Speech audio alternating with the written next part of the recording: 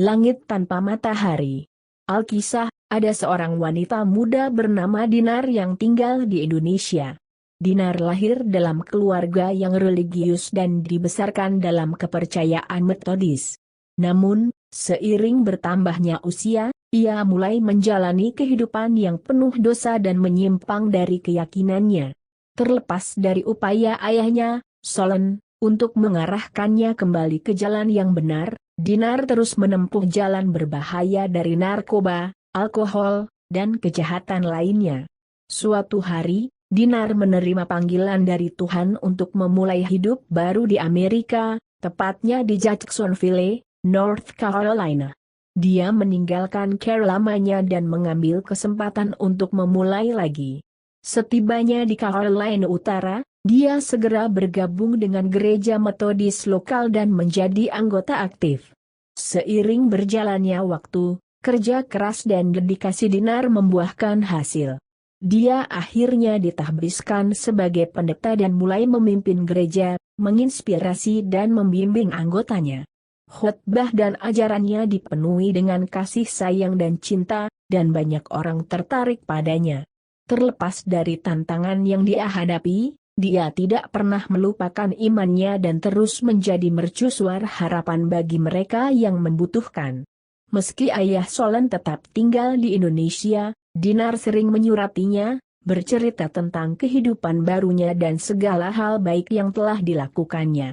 Solen bangga dengan putrinya dan bangga dengan wanita yang telah menjadi dirinya. Pada akhirnya, perjalanan penebusan Dinar dan keyakinannya yang tak tergoyahkan kepada Tuhan menginspirasi banyak orang dan akan terus menginspirasi generasi yang akan datang. Kehidupan Dinar berjalan dengan baik, dia telah menemukan panggilannya sebagai pendeta dan membantu banyak orang di komunitasnya. Namun, tragedi menimpa ketika Dinar menerima kabar bahwa ibunya telah meninggal dunia karena tumor otak. Ini adalah pukulan yang menghancurkan baginya, dan dia berjuang untuk menerima kehilangannya. Terlepas dari upaya terbaiknya, Dinar mendapati dirinya tergelincir ke dalam depresi berat. Dia mempertanyakan mengapa Tuhan mengambil seseorang yang begitu istimewa dari hidupnya, dan dia mulai meragukan imannya. Untuk pertama kalinya dalam hidupnya, dia merasa tersesat dan sendirian. Saat dia bergumul dengan kesedihannya, Dinar mendapati dirinya menjauhkan diri dari gereja dan komunitasnya. Dia berhenti berkhotbah dan berhenti membantu orang lain, sebaliknya, dia fokus pada rasa sakit dan penderitaannya sendiri. Namun, di tengah saat-saat tergelapnya, Dinar memiliki mimpi yang kuat. Dalam mimpi itu, dia melihat ibunya dan merasakan kehadirannya yang menghibur. Ibunya mengatakan kepadanya bahwa semuanya akan baik-baik saja dan dia merasa damai. Mimpi itu memberi Dinar kekuatan yang dia butuhkan untuk melanjutkan dan menemukan pelipur lara dalam imannya sekali lagi. Sejak hari itu, Dinar berkomitmen kembali pada panggilannya sebagai pendeta dan membantu orang lain. Dia membagikan kisahnya dengan jemaatnya dan berbicara tentang kekuatan iman, bahkan dalam menghadapi kesulitan. Melalui ketekunan dan imannya yang tak tergoyahkan, dia menginspirasi banyak orang dan menjadi mercusuar harapan bagi mereka yang membutuhkan.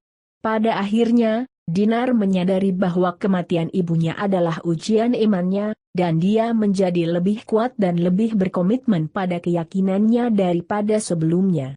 Kehidupan Dinar sebagai seorang pendeta berjalan dengan baik, dan dia menemukan kepuasan dalam pekerjaannya dan pernikahannya dengan Mike. Namun, suatu hari, desas-desus mulai beredar di jemaat bahwa Mike tidak setia. Desas-desus menyatakan bahwa dia telah berselingkuh dengan beberapa umat, dan perselingkuhan itu terjadi di berbagai lokasi, termasuk gereja itu sendiri. Dinar kaget dan patah hati saat mendengar gosip tersebut. Dia sangat mencintai Mike dan selalu percaya padanya. Namun, karena desas-desus terus menyebar, jemaah menjadi terpecah. Beberapa anggota mendukung Dinar dan percaya bahwa rumor itu salah, sementara yang lain menentangnya dan percaya bahwa Mike bersalah. Meski mengalami gejolak, Dinar menolak untuk menyerah pada iman dan pernikahannya. Dia mengonfrontasi Mike tentang rumor tersebut dan menuntut kebenaran. Yang membuatnya lega, Mike mengaku bahwa dia telah bergumul dengan masalah pribadi dan telah melakukan kesalahan, tetapi dia mencintai Dinar dan ingin memperbaikinya. Bersama-sama, Dinar dan Mike berupaya memperbaiki hubungan mereka dan mendapatkan kembali kepercayaan jemaat. Mereka menjalani konseling dan doa, dan Dinar membagikan kisahnya kepada jemaah, berbicara tentang pentingnya pengampunan dan kekuatan cinta. Pada akhirnya, kisah Dinar dan Mike menginspirasi banyak orang dan mengingatkan semua orang akan pentingnya ketekunan dan kekuatan komunitas yang penuh kasih dan dukungan. Terlepas dari tantangan yang mereka hadapi, mereka menjadi lebih kuat dan lebih berkomitmen satu sama lain daripada sebelumnya. Pada akhirnya, hubungan mereka mengalami pukulan telak ketika Mike menemukan Dinar di tempat tidur dengan pemimpin gereja Metodis. Gaya hidup berdosa adalah akhir dari hidup pasangan itu dan hubungan mereka gagal. Dinar pindah kembali ke Medan ke rumah ayahnya Solen. Ini adalah kisah tentang kehidupan yang penuh dosa. Kisah tentang kehidupan